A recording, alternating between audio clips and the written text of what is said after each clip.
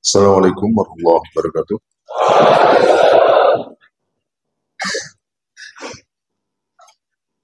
Innal hamdalillah nahmaduhu wa nasta'inuhu wa nastaghfiruh wa na'udzu billahi min shururi anfusina wa sayyiati a'malina. May yahdihillahu fala mudilla lahu wa may yudlil fala hadiya lahu. Asyhadu an la ilaha illallah wahdahu la syarika lah wa asyhadu anna Muhammadan abduhu wa rasuluhu la nabiyya ba'dah. Allahumma salli wa sallim wa barik ala sayyidina Muhammadin sayyidil anbiya'il mursalin wa ala alihi wa sahbihi man tabi'ahum bi ihsanin ila yaumiddin. Alhamdulillah, segala puji kita panjatkan kepada Allah Subhanahu wa taala. Dan Allah Subhanahu wa taala yang memberikan kepada kita kekuatan, kenikmatan. Semua nikmat adalah berdasar dirinya, maka sepantasnya kita memuji kebesarannya dan bersyukur atas semua nikmat. Salawat dan salam semoga Allah limpahkan kepada junjungan kita Rasulullah Sallallahu Alaihi Wasallam beserta keluarganya, para sahabatnya dan seluruh pengikutnya hingga kiamat kiamat. Adanya perkembangan dalam dakwah, sesuatu yang kita syukuri, ya. Apa yang kita kerjakan dengan meski tampak pelan, tetapi secara pasti mengalami kemajuan, tampak pasti mengalami perkembangan. Ini sesuatu yang membahagiakan. Karena sebenarnya mengembangkan dakwah dalam rangka menegakkan Islam secara kafah ini di tengah masyarakat yang sudah didominasi dengan pemikiran kufur, ya, dengan afkar masyair yang tidak Islami itu sungguh tidak mudah. Ya, alhamdulillah kita bisa hadir di tengah masyarakat dengan membawa pemikiran-pemikiran baru dan perasaan-perasaan baru. Dan tampaknya memang kalau kita lihat betul-betul berbeda dengan yang lain. Mungkin juga organisasi yang lain, apalagi partai yang lain, begitu mereka datang, yang ditawarkan adalah berbagai macam kemaslahatan individu. Sama sekali tidak ada usaha bisnis, nggak punya sekolah, nggak punya rumah sakit, apalagi perusahaan, nggak ada sama sekali. Demikian juga kita bukan partai politik dan sebagaimana partai politik dalam negara sekuler yang mereka berebut kekuasaan, yang mereka janjikan kepada anggotanya adalah bisa menjadi bupati, bupati gubernur, menjadi menteri, bahkan presiden. Kita tidak ada yang bisa ditawarkan, nggak ada proyek, nggak ada apa, semua nggak ada lah. Kepentingan duniawi itu sama sekali tidak kita tawarkan. Ini sesuatu yang sungguh sangat berbeda, ya. Jadi orang bergabung betul-betul mau dakwah.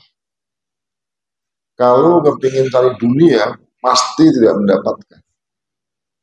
Bukan tidak hanya mendapatkan, malah kehilangan dunia.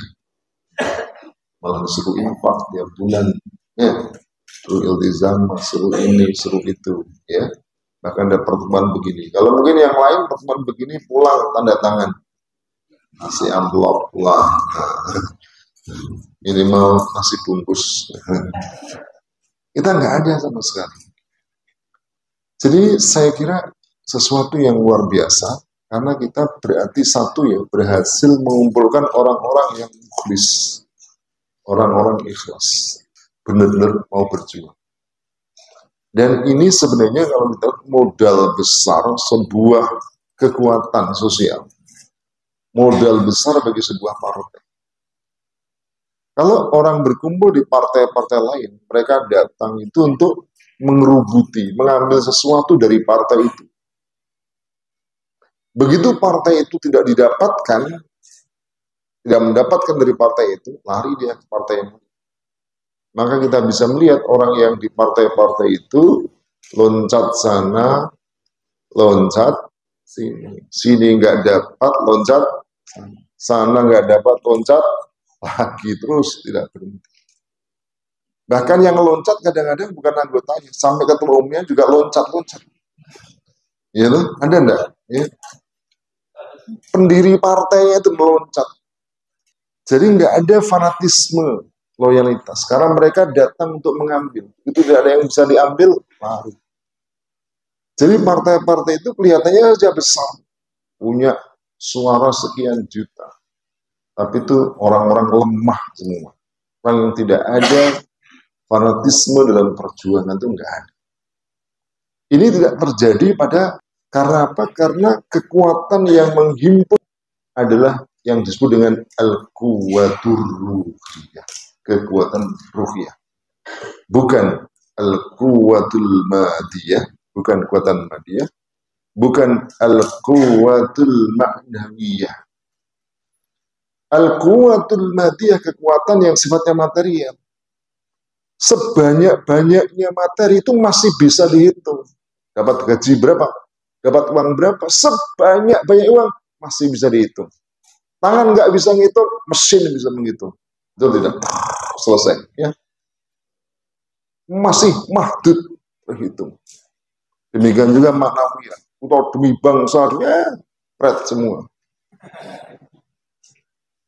Tapi kalau kemudian niatnya ruhiyah, dorongannya kenapa saya berjuang? Karena Allah Tuhanku yang menciptakan diriku memerintahkan saya berjuang untuk menegakkan khilafah, untuk menegakkan agama Allah. Dan inilah partai satu-satunya yang sampai sekarang dengan jelas punya fikroh yang jelas, toriko yang jelas, dan murni benar-benar untuk perjuangan Islam. Tidak terpengaruh, tidak meglek kanan, meglek kiri, tidak mudah terpengaruh meski berbagai macam saran-saran. Nah, ini tentu tadi saya katakan sesuatu yang membanggakan. Karena perjuangan mengharuskan adanya pengorbanan. Karena berkorban itulah yang menjadi syarat untuk mendapatkan ujian dari Allah, bahkan untuk dimasukkan dalam surga. Nah, tadi saya katakan tentu kita bersyukur karena kita berkumpul dengan orang-orang yang betul-betul punya niat untuk berjuang menegakkan Islam karena Allah SWT. Punya pikiran yang jelas. Qiyadah kiai kita ini bukan qiyadah saksiyah, tapi qiyadah al-qiyadah al-fikriyah. Tahu qiyadah? Qiyadah itu dari kata qoda. Qoda itu yang memimpin. Qoda, memimpin. Yaqudu, yang dipimpin. Makud, yang pemimpinnya qaid. Jadi kalau ada namanya sapi, ya lalu dituntun dari ke depan, itulah dia makud, orang yang dipimpin. Nah, namanya mimpin, namanya qiyadah.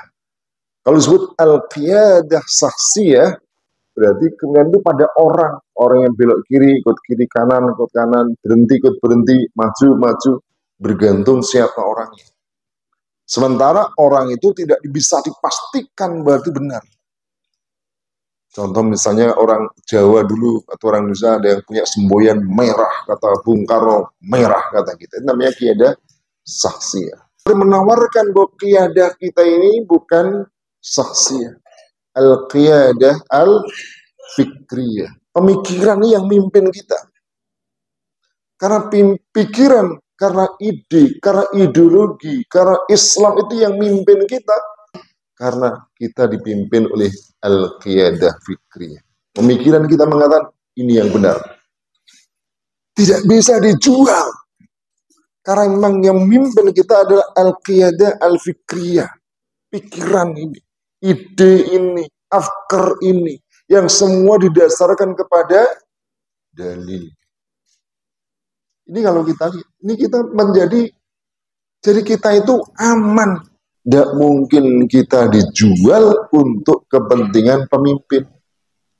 Banyak kelompok-kelompok lain itu mereka dijual oleh pemimpin mereka, dijual oleh kiai mereka, dijual oleh sesepuh mereka untuk kepentingan mereka. Tidak bisa gitu. Dalam perjuangan Islam tidak bisa. Dan kalau kita lihat dengan pikiran-pikiran yang dalam afkar, ar-ra' dan al-ahkam mutabannat, misalnya dia mengatakan, saudara-saudara, kebangkitan itu didasarkan kepada ekonomi. Kalau ekonominya kuat, bangkit. Pasti bukan sabar. Wong jelas dalam kitab nizam Islam, baris pertama disebutkan, yanhadul insanu bima indahu min fikrin. Manusia itu bangkit dengan pemikiran yang dia punyai.